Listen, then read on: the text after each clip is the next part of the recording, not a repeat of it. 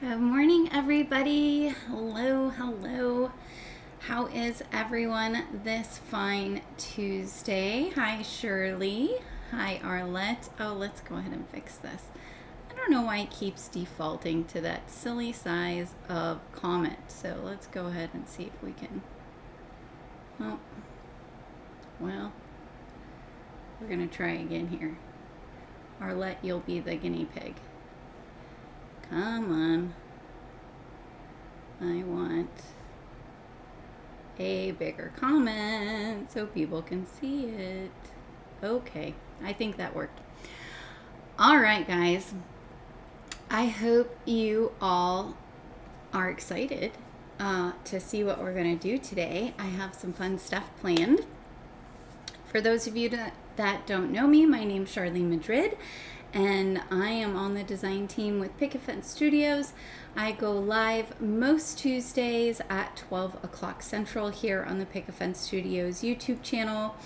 You can find me across social media as Dreamcraft Create, and I like making cards. So that's what I do. I make cards, and it's fun. Hi, Alita. Let's see if that works. Yay! I'm getting the Facebook comments up there too. All right, let me switch you over here to my desk. Get my keyboard out of the way. And let's grab what we're working with today. This is so stinking cute. This is the new Freckle Friends line that Picket Fence Studios is starting. This is the very first item in the line, and this is Penelope Pumpkin. Look how absolutely adorable she is with her little pumpkin hat on. I think she is just the cutest. And then there are coordinating dies available, which is awesome. So we'll be using that today. And we're also going to be using the new Autumn Escape stamp. Come on. My fingers aren't working today. Hopefully that's not a bad omen. Anyway, there you go. You can see it there. And it has coordinating dies available as well. Now, we're not going to be using the dies today for what we're doing. But it's just this like fun background scene. You could color this, you could do lots of different things with it, but we're going to use it to add some fun kind of like background texture to our card. So we'll be using that. And we're going to dive right into some ink blending. So I've just got a piece of A2 cardstock here, and we're going to do an ombre blend here. We've got Paper Bag, Caramel Toffee, and Warm Sunshine. And then I'm going to be using my life-changing blender brushes. So we're going to do an ombre. We're going to go from dark at the bottom to light at the top. So we'll start here with our Paper Bag. And I like to, especially on these ink pads, I like to use the lid to work my ink into my brush, and then I can always go back and pick that ink up as I need it. So I'm going to bring this up just slightly over a third. Now, if you're an ink blending expert, you'll know that there's lots of different ways to ink blend. If you're new to ink blending, my biggest piece of advice I can possibly give you is just be patient. It doesn't happen immediately, and it takes time to learn how your tools work, how your brushes work, or if you're using foam daubers, how they work. I like to go light at first and do layers. So I'm not picking up very much ink with my brush when I'm bringing it on. And I always work the ink into the bristles because that makes it so that I don't get any harsh lines or things like that on my card. So I'm going to do 2 layers of ink, but I'm going to let that ink soak into the paper a little bit. I'm going to come in here with the what is it called again? Caramel Toffee. It's a little bit of an orange color. So we're doing kind of a fun fall ombre. And I'm going to come in from the side here, take it all the way across. Because once you get some ink on the paper, it is much easier to continue adding ink. And that is because you've gotten all the fibers of the paper wet, it started to soak in, and you're much less likely to get streaks that way. And every once in a while, it's also a good idea to change the direction of your brush that you are using. So you can see right now I'm circling like this, but you can change it this way to circle it. And I know there's a lot of talk out there in the card making community about what papers are the best for ink blending. Honestly, I ink blend on everything. So no worries. Hi, Christine. This is Warm Sunshine. So honestly, I ink blend on every single kind of paper. I have used really terrible paper in terms of it's not very smooth, it's very inexpensive. I've used super fancy paper and everything kind of in between. And once you've ink blended for a good long while and you've gotten good at it and you have the techniques down, you really can ink blend on pretty much any kind of paper. It's just about not putting too much ink down at first, knowing your tools, like I said. So I know these tools really well, and they are my favorite blending brushes. And I'm not just saying that because I'm on the team. They really are my favorite blending brushes. You'll hear that as well, that there's no difference between blending brushes, and frankly, that's just incorrect. And I don't say that very often. You'll find that normally I'm pretty open about lots of things, and you know, I say to each their own, but there's a few things that are just realistic. Not all brushes are created equal. And the reason I say that is because your quality of your brush can vary wildly depending on the manufacturer, what type of bristles there are, the bristle count, how soft or coarse those bristles are, if they're natural, if they're synthetic. Kind of just like in the art world, in the fine arts world, sure, you can go to Lowe's or Home Depot and pick up a pack of cheap paintbrushes and paint a painting.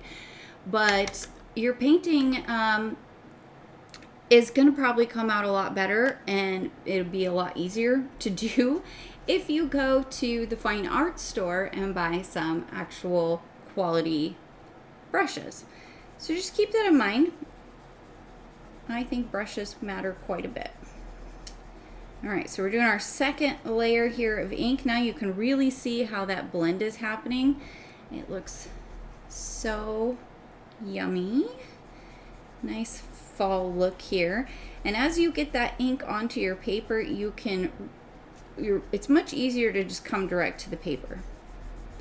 I'm less worried about coming direct to the paper with the ink once it has started to get that buildup of color on it. And we'll do one more layer here of the Warm Sunshine.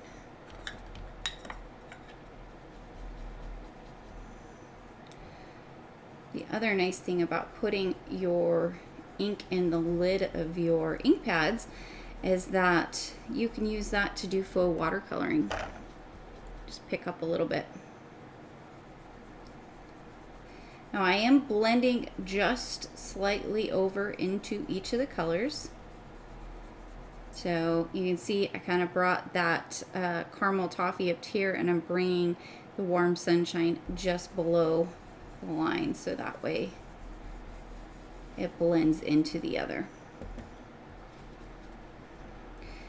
And how many layers you do, how much ink you add, really just depends on what you're going for.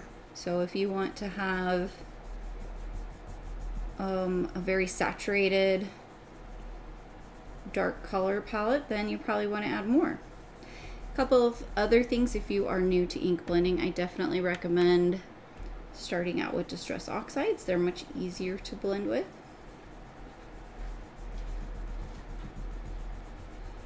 Okay, I think that looks pretty good. We got this nice blend. It always is going to look a little bit swatchy like that when you're working with a water-based dye ink, but when it dries, it's going to look really nice.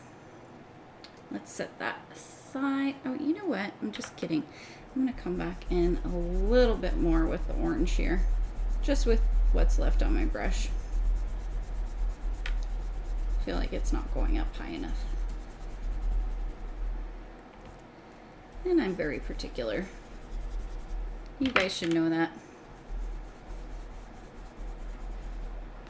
Okay, now I'm done. Set that aside. Let's clean up our space here. And this is part of 4 different inks. There's one that's lighter in this little quartet, I guess is what you would call it. It's called Buttercream. But it's a great like fall color palette. Let me grab my paper towels, guys. Set them over here just so I have them. And where's my little... I don't know. Man, 2 of my kids woke me up last night, and I'm like, what are you guys doing? You're not babies. Stop waking me up. One of them was not feeling terribly well, and the other one wanted me to give him screen time before he was supposed to, because he got up early, wanted screen time on his devices, and I was like, are you kidding me? You guys know I'm not a morning person, right? I mean, just a little friendly reminder, Mom needs coffee before she is a functioning adult. They were not concerned at all. Shocking, I know. So I always clean my brushes off because I find that a clean brush blends much easier. And I'm not doing anything like crazy, right? You guys saw I just sprayed a little bit of water on a paper towel, and I'm just getting the extra ink off of there. Boom. Done. Let's move this a little bit. Hey, Mom. Mom does know that I'm not a morning person. She is. We went to visit my in-laws, what was that, 2 weeks ago? And I would come up in the morning and just go straight to the coffee, not talk to anyone for a little bit. I just need to wake up, you know, I gotta get, my brain's gotta start functioning a little bit, because that's really the problem. My brain does not work very well. It's like not firing on all cylinders when I first wake up. And of course, everybody wants to have a conversation with me in the morning, like about things that are important, that require brain power, and it's just not a great idea, because it's just not there. And I've always been like that. I've never ever been a morning person. Now I'll get up, I'll do what I need to do. In college, I worked at a bagel shop, and I had to be there. I was the assistant manager, and I had to be there at some ungodly hour. I think it was like 3:30 in the morning or something. Whew. It was rough. Oh, I see a question here. Bonnie, how many brushes does the holder hold? What did I do with it? Enough for, now I have a little insert piece. The main piece is just down here. But I've got 1, 2, 3, 4, 5, 6, 7, 8, 9, 10. So I've got pink, red, orange, yellow, green, teal, blue, purple, brown, and gray. And then I have a little insert thing that you could put more brushes in if you wanted to. But I find that's plenty. I use my gray brush for black as well. And then I have a special brush that I don't keep with those ones that I use for white pigment ink. but that pretty much covers everything. All right, brought the paper bag in, and this is the darkest color that we ink blended. Now keep in mind, when you stamp a water-based dye ink, it is going to look much darker than when you ink blend it, and that's because you have more ink in a concentrated area.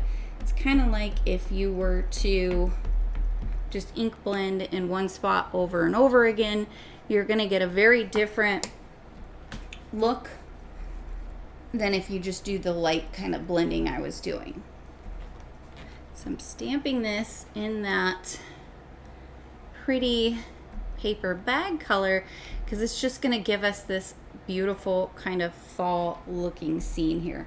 I'm going to stamp this a second time because I want this to look very crisp. Now notice how I keep my finger here in the center of my ink pad. That's because this is a felt topped ink pad.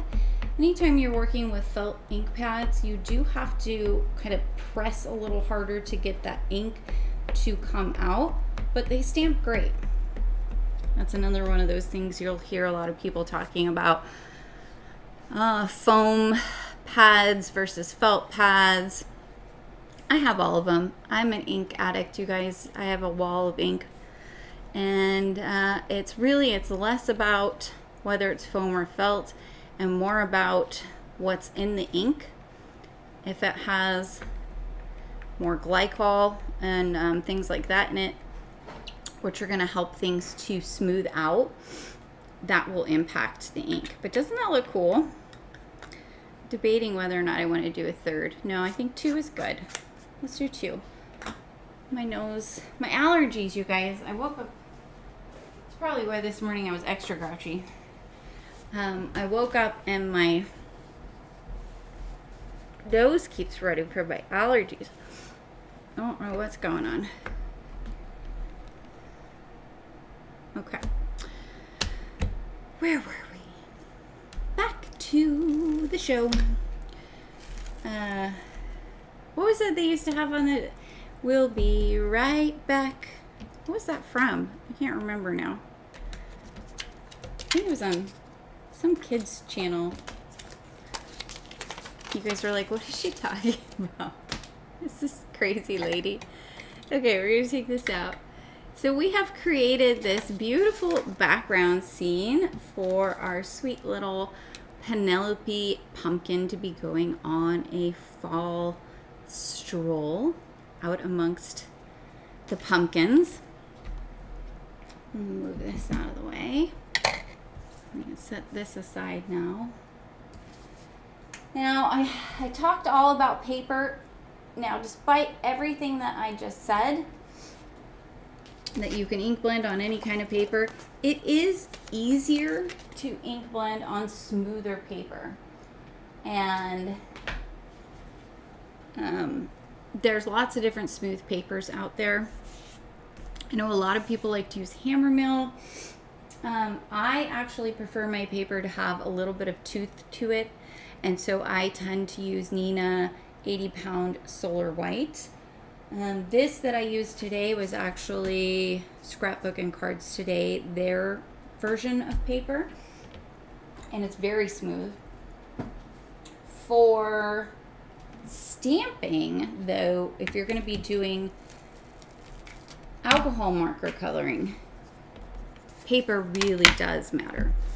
And I'll tell you, you can alcohol marker color on any kind of paper, but you really want a paper that doesn't quickly absorb the ink, so that way you're able to apply multiple layers of your alcohol ink from your alcohol markers. I'm going to stamp this with some black hybrid ink. This is a hybrid ink, so what that means is it is a hybrid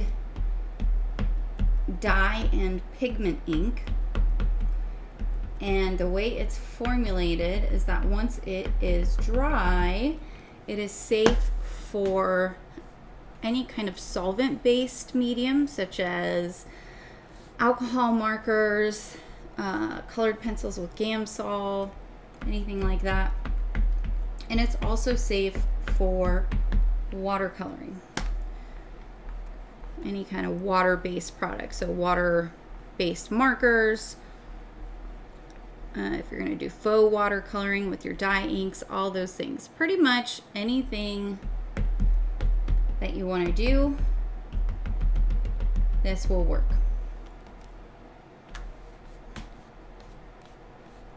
Okay. Isn't she adorable? She's so stinking cute.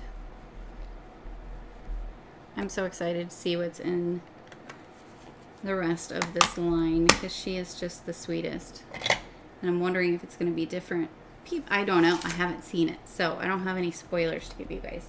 I have not seen the next installment. Okay. So here she is. Now, because I'll show you that in a second. So what we're going to do is get our color chart out here. This is my color chart for my Olo markers. And today we're going to work on the technique of coloring hair. So I'm going to show you how I color hair. Now there's lots of different ways you can do it, but this is the way that I have learned and sort of tweaked over time, and I think it works really well. So we're going to make her brunette. So I'm going to use, I need a dark, a medium, and a light, and they need to coordinate well together. But I'm wanting to use probably, do I want to do a reddish, more of like an auburn, or browns?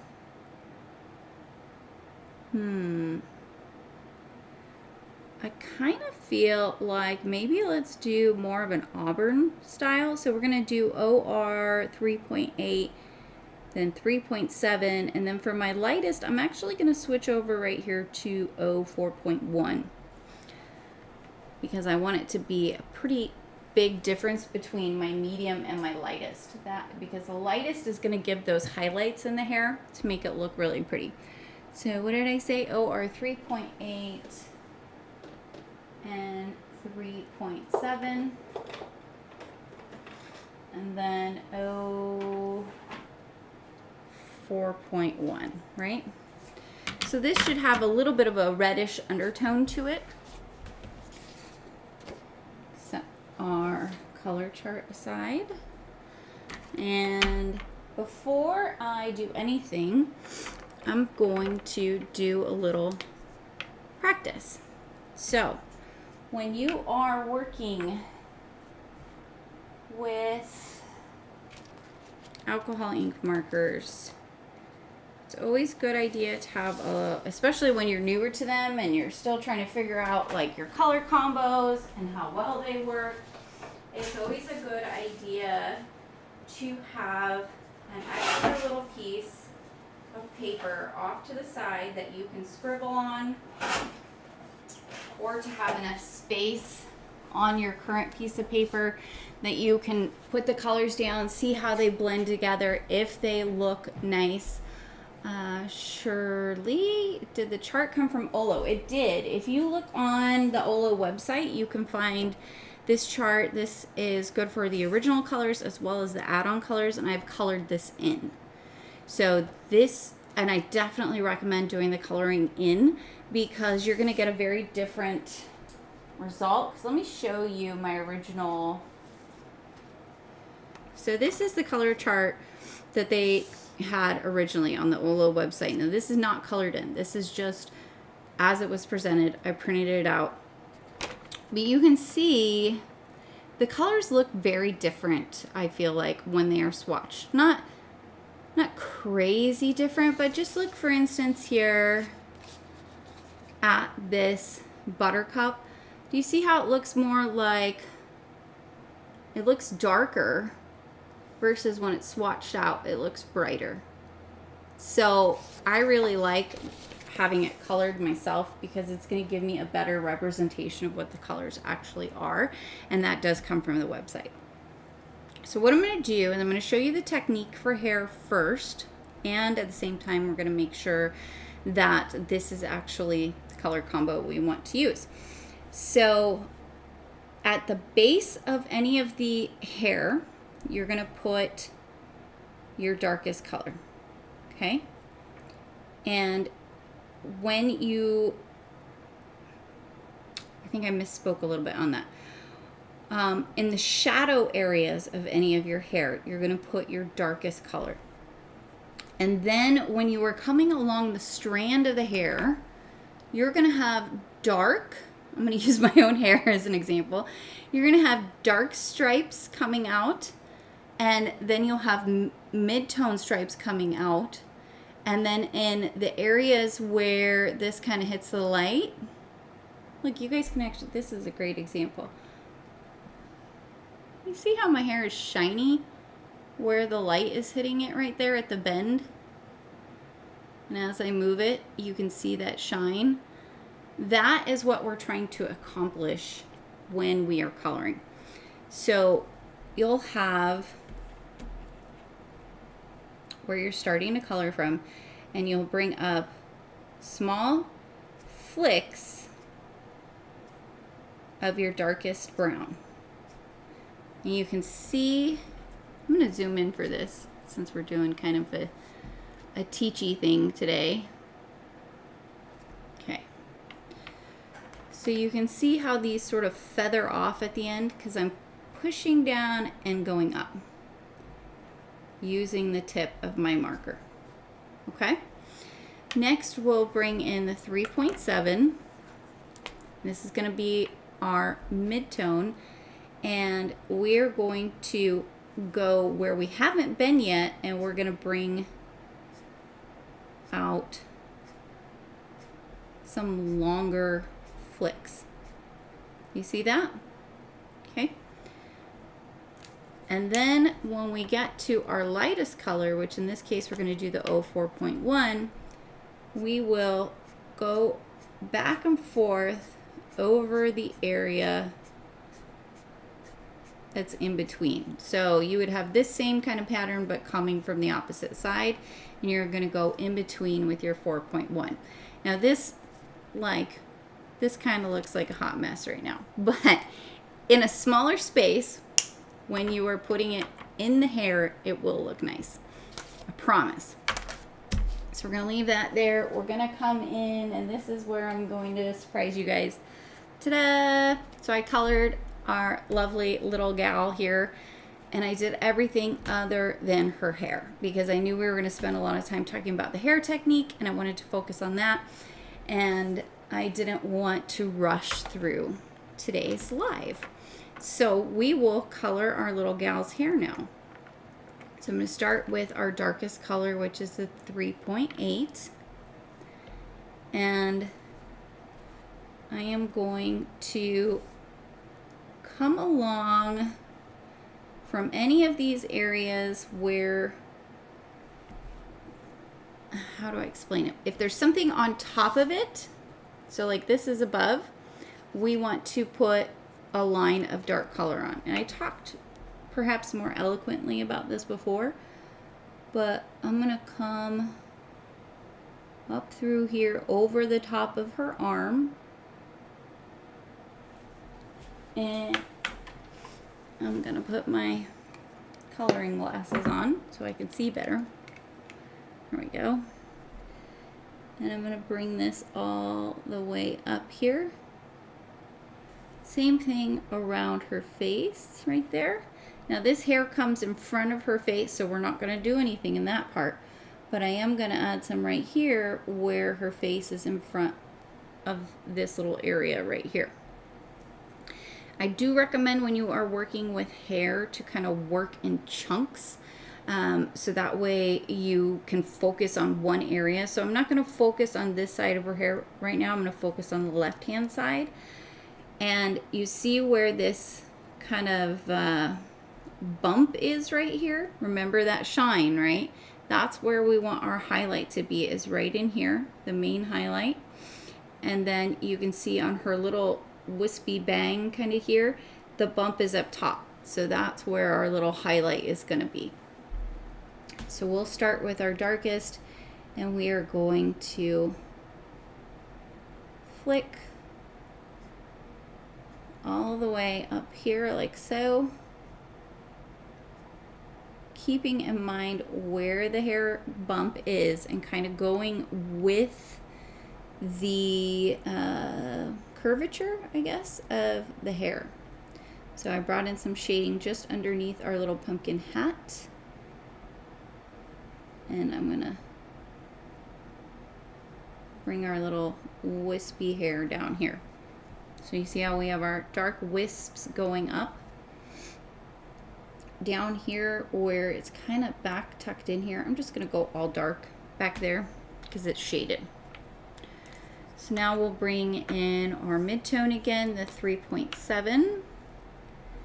And we're gonna do the same thing, only we're gonna try and go in between where our darker spots were. And we're going to bring it farther out. And I'm going to go kind of around here.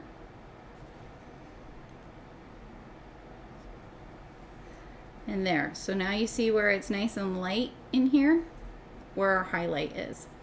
And this kind of looks like a hot mess still, right guys? But don't worry, it'll get there. Now we'll bring our 4.1, and we're gonna bring it back and forth in between the two areas. All right, now you can see it's starting to come together. Now really what's gonna take this up is you're gonna do the whole process twice. And that's what's gonna give you, ooh, you're gonna throw markers everywhere. That's what's gonna give you that real natural look. So I'm back again with the 3.8, and I am kind of tired, so my flicks are kind of going like this. I need them to curve more, so I'm gonna pay more attention to that. This go. I really want my curves to follow that pattern of the hair. Curving down.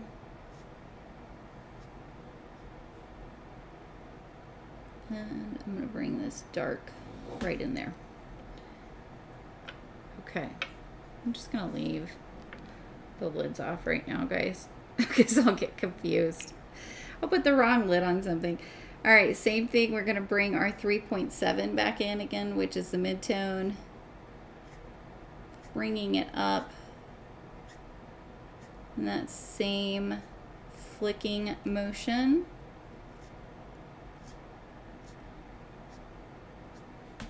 Okay. And then back to our 4.1. We'll go back and forth with our 4.1. You see that there? So she's got her nice little highlight going. So we're gonna let the inks kind of work their magic there, and we're gonna move on to another section of her hair. We'll come back in with our darkest 3.8 here, and I'm gonna work on her front bangs right now. So I'm gonna bring the darkest color all the way along the base of the pumpkin, because that's a shadow. So you're working with two different things. You're working with shadows, which you're going to use your dark for, but then you're also working with strands of hair, which I think can kind of get confusing, especially when you're first coloring. You're like, oh, well, I'm supposed to use my dark for shadow. When you're coloring hair, it's got its own kind of weird rules to it. You want to use your darkest color as shadow, and you also want to use it as strips of the hair in the darker areas. And this technique will work for any style of stamped hair. It could be completely kind of open, have no little lines in there, or it can have the stamped lines like this does. And you could even be more exact and follow along the lines of those stamped areas. I personally don't prefer to do that. I feel like it looks a little bit more organic when I just pretend like those stamped lines aren't there and then I color. So you can test it out, try it different ways to see what you think works well. But you can see I flicked down from the top there along our shadow line with the dark 3.8. Now I'm going to bring in the 3.7 coming again in between those lines that I've done with the 3.8. And then for the tips, I'm going to bring in our lightest, the 4.1, and I'm actually going to go in the opposite direction here and bring that up into our 3.7. I'm going to work on this little strand we've got here. Because this is a little longer, I am going to start with my 3.8, and I'm going to bring it just up from the base here and just up down from the top here, and I'm going to give it, oops, I kind of messed up. I wanted my highlight up there. Well, we're going to have our highlight. We're going to skip the highlight, guys. I kind of messed that up. That's okay. We'll try and see if we can work with it and move our highlight up a little bit. So we'll bring the 3.7 up and over. And I really wanted my light to be kind of up here. So I'm just going to kind of maybe work some ink into the page there to help bring out that light. Now for her top bangs, I do want to bring in some 3.8 or 3.7, the midtone, from the bottom of her bangs here. I feel like this just needs to be a little bit darker. So a lot of it's subjective too. Like as you're creating, you're gonna have to make choices like, do I like this? Do I like how this is turning out? And then you can decide, like, do I need to add more dark, more light? So I'm going to bring the 3.8 in again. I'm going to bring it from the base, and I'm also going to bring some up from the bottom part. And now back to that 3.7, our midtone.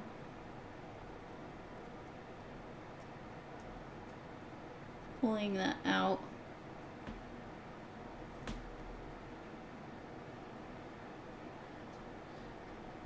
Along the edge there. And coming again back in with our 4.1.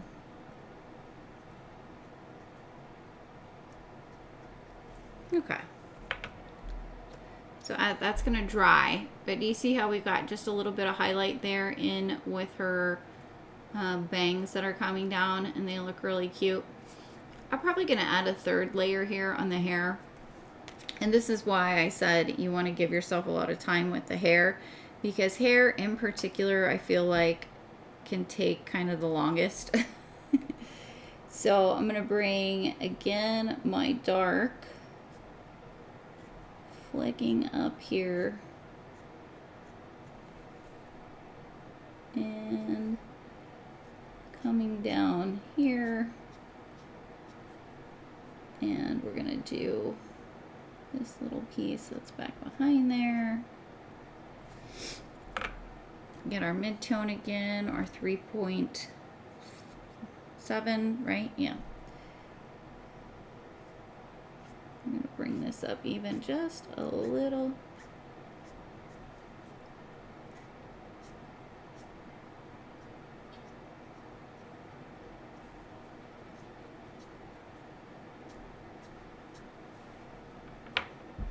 tone down our highlight just a little bit.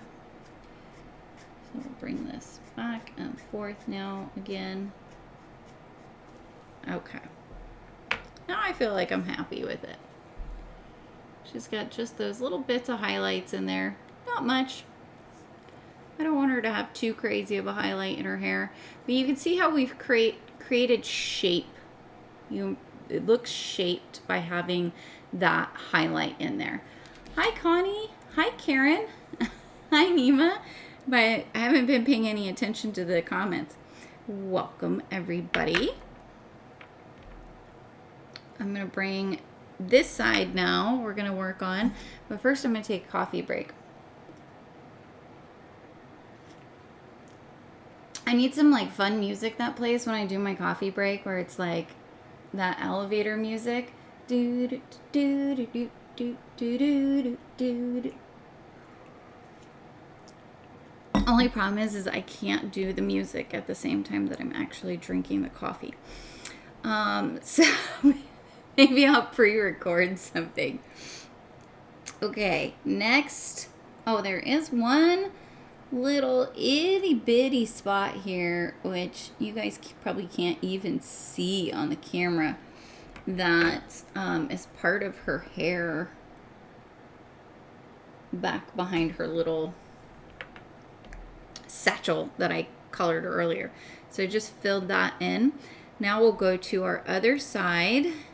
And now that I'm a little bit more awake and I've done some coloring, maybe my instruction will be a little bit better. We'll try. We'll see how we do, right, guys? Okay, so down here under this scarf, we're going to add our 3.8, which is our darkest, because remember, you want to shade around anything that's on top of something, because that's going to help give you that differentiation between the image that is on top and the item that is underneath. So all of this, her skirt, her little hand, that's all stuff that's back, or that's in front of her hair. Her hair is behind it. It's kind of like, see, like my hair is back behind my shoulder is up forward. So same thing along her neck, all the way down around her shoulder. Same thing under her head here. Now, not this front part of her hair, because that is actually coming in front of her face. And I think that looks pretty good in terms of shading. Now for this big hair piece here, because this is a chunk of hair that's kind of pretty noticeable, I am going to go ahead and add a little bit of shading around it. It's just to help bring it forward. And I'm also going to bring a shading line right here back behind this other large bump of hair, because we're going to have some extra stuff going on this side that we didn't really have over here. This part of the hair was all pretty uniform and solid, but this side has kind of got more chunks to it. And hopefully that makes sense for you. Now we're going to keep the same marker. And I am going to color a couple of little flicks down in this little section here. Bring in the mid-tone and just go in between those. I'm not going to be doing any highlights down here. So you see that there? I just colored in that little section of hair back here. Now for this part up here, I'm going to do our same kind of flicking, but first we want to look and see where is our highlight going to be. Now this piece is kind of funny because we've got this like bump, and it's right here towards the bottom, right butted up against the shading line. So what we're going to do is we're just going to bring in the tiniest of little baby flicks here, so we don't have a hard line. You see those little baby nubby flicks there? I didn't do much because I want my highlight to be right in here. But I'm going to bring our flicks kind of way down here from the top. You see that? And now I'll bring in our mid-tone baby flicks right here in between kind of those darker areas, and you can bring it up just a little bit so it's not so uniform. But then big flicks coming here from the top.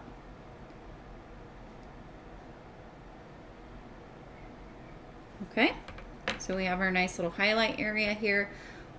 I'll hold this up so you guys can see that first. You see those little baby flicks I did, and then the big flicks. So now we'll come with our lightest highlight color and just go back and forth into that section of hair there. And we'll let that dry. We're gonna repeat that process on that section of hair. But we're gonna move on to our other chunks here. Here, our bump is kind of right here. So we're gonna do some more kind of baby flicks. And same thing from the top. These are gonna come down a little bit farther. Move to our mid-tone here. Bring those up in between our dark. Okay, you see where I've created our highlight area right there? Now we'll come in with our lightest and go back and forth. We're gonna move on to this piece. 3.8, our darkest again. And we've got, again, kind of a weird situation because the highlight is really sort of right here, but it's got this bang piece coming in. So you just have to make some kind of make a decision and go with it type of thing when you're working on some of this. I do want there to be a little bit of highlight right there, but I don't care so much here. So I'm just gonna kind of play it by ear here. I'm gonna bring up, I think, some flicks here from the bottom. Maybe I'll give it a little highlight right there.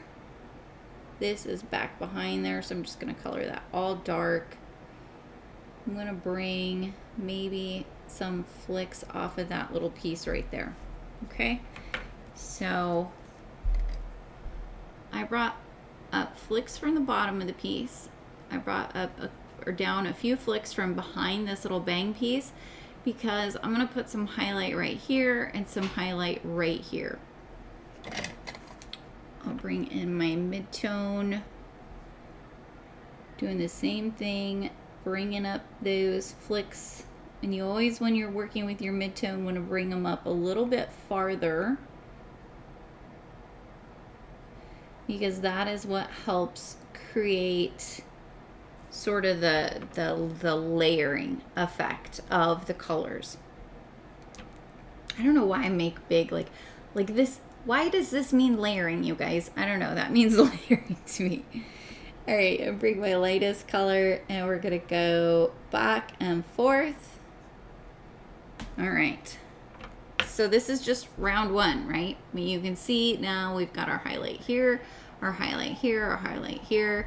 She's got this somewhat auburn, can't talk, auburn look. Now the only area on this side that I'm not super happy with is right here. So I am probably gonna go back in, I think, with just a little bit of my mid-tone, which is, no, this one. And I'm gonna kind of darken that up a little bit. I don't really care for where it starts. Okay, back to what I was doing.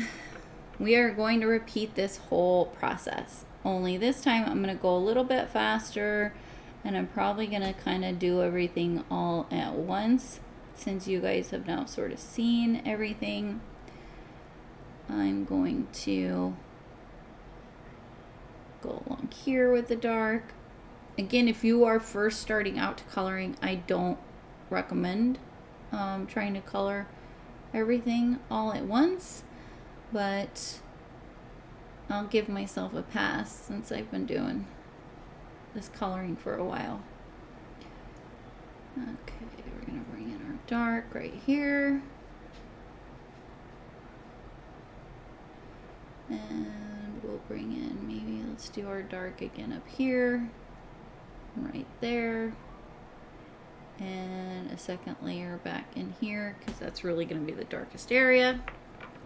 Now we'll go to our 3.7 and work this in here. Remember, I'm not putting a highlight down there. Bring it up right here. Bring it kind of down through here. Down here, up from here, and down from here. There we go. And we'll bring in our light now and work our highlight in there again. Always want to go back and forth with that highlight, because you're going to work it into both sides of where you've colored and help blend out those colors.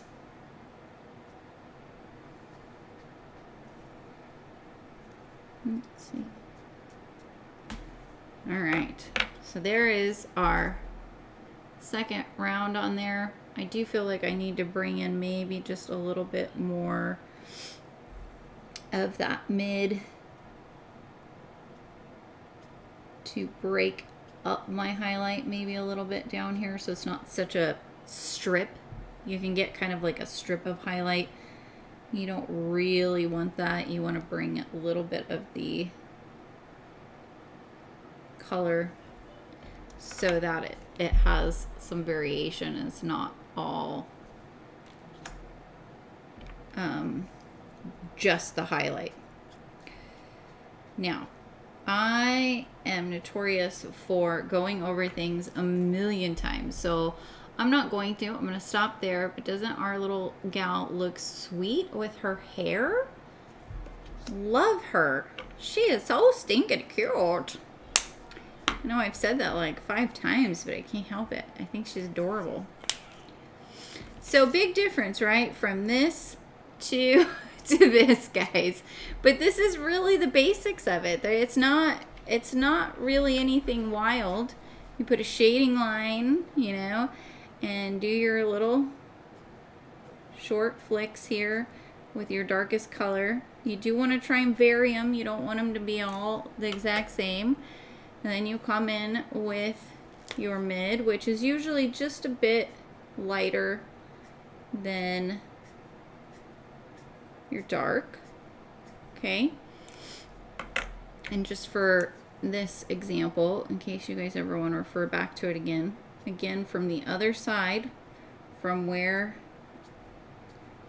your highlight's going to be, you'll do the same thing. Bring it out a little bit more.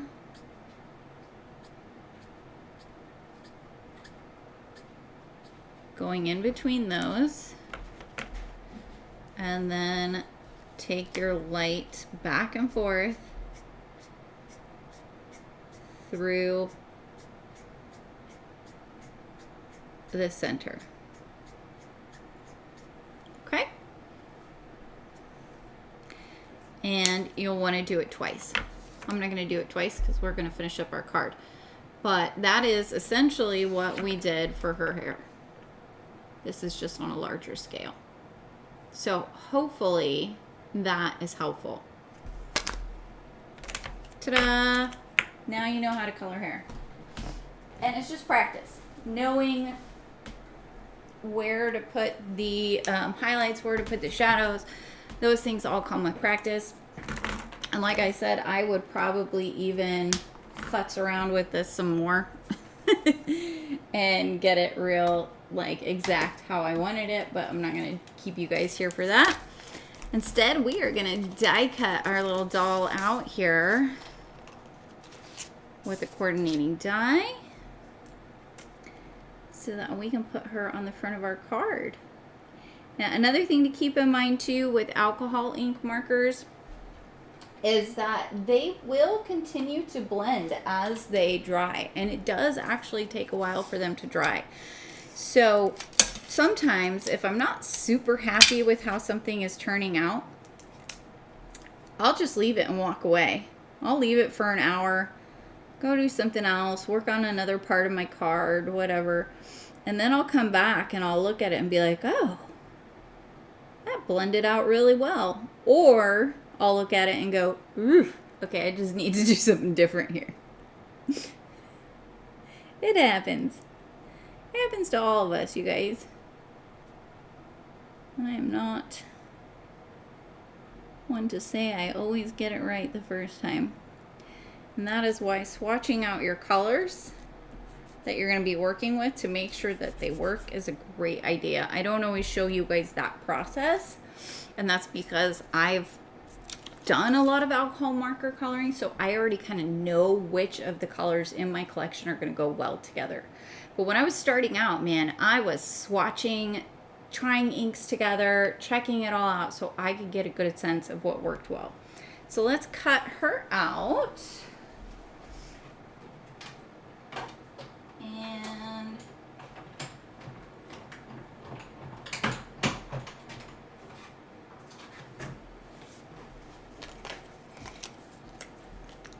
oh, she looks so cute.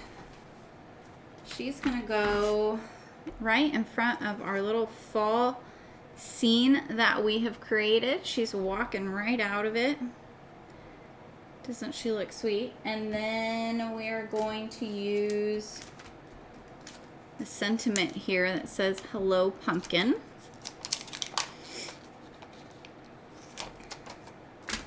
So let me grab my mini Misty here. We'll take this off out of the way. And we probably just stamp this on this piece that we already used. Trying not to be wasteful. To condition your new stamps, you can run them over your finger. Some people like to do it on their arm. You can use conditioning erasers. You can clean them. Just thoroughly cleaning your stamp will condition it to stamp. What do we want to do as far as color for the sentiment? I think we're going to do black. I'm like super inclined to do white heat embossing on black cardstock, but I always do that. That's like my go-to. So we're gonna just stick here with a black sentiment on the white paper. Stamp that a couple of times so we can get a really nice dark black. And then we'll take this out. Grab the coordinating die. Oh, good. Thank you, Arlette. I'm glad that was helpful. Thanks, Christine. Thank you, Alicia. All right, which one of these is, I think it's this long one. Where's my little grabby tool? There we go. Okay. We'll just reuse this tape here.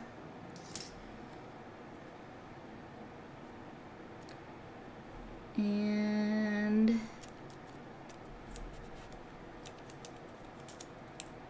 die cut our sentiment out.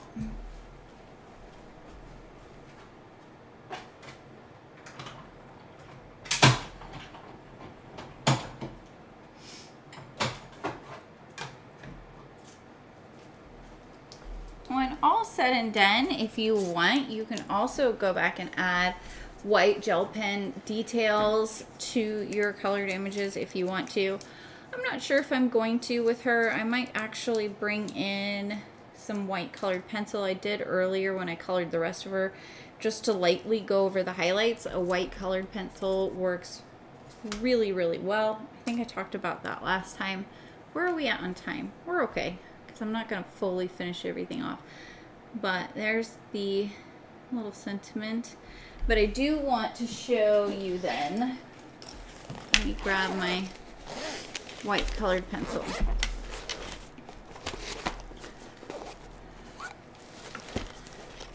And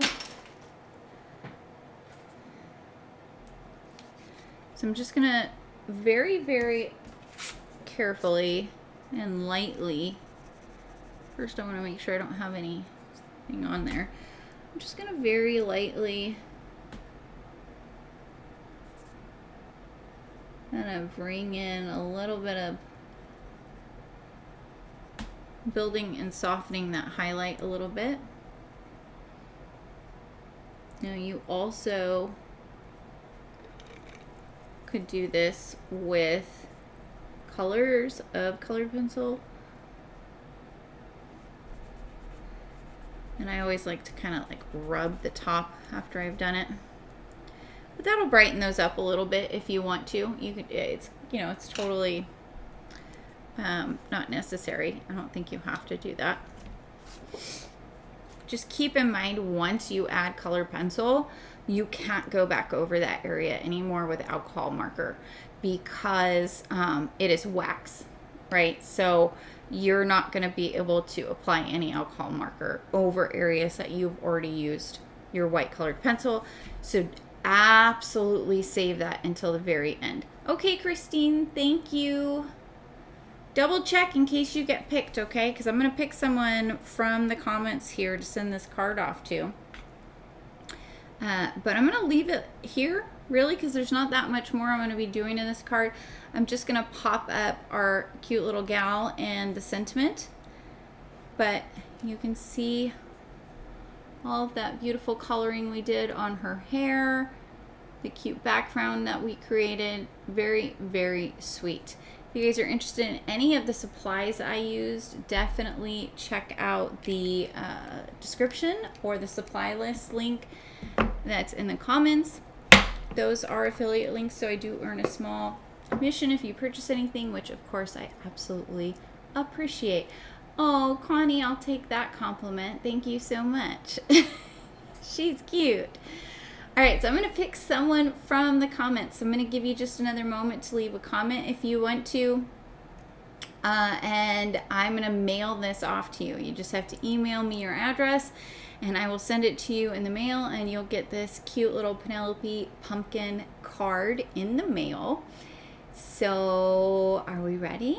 I'm going to close my eyes. I'm going to scroll back and forth a couple of times, and then I'm going to pick someone, okay?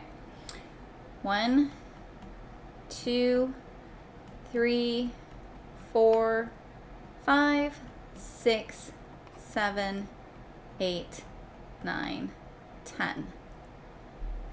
Oh, Christine, you did win the card. All right, if you would like the card, send me an email and I will get this out to you in the mail. Otherwise, do you guys have any questions? Let me look back. I don't think I missed anything. I think I got all the questions. I hope this was helpful. I hope you learned a new technique today or a different version of hair coloring from what you normally do. And if you have any tips, of course, definitely feel free to leave them in the comments. People love to see how other people are doing things. All right, guys. I hope you have a wonderful rest of your Tuesday, a wonderful rest of your week. I will see you again next Tuesday, and I'm not sure what we're going to be doing yet, but we're going to do something fun. We always do. And yeah, thank you for hanging out. All right, guys. Bye.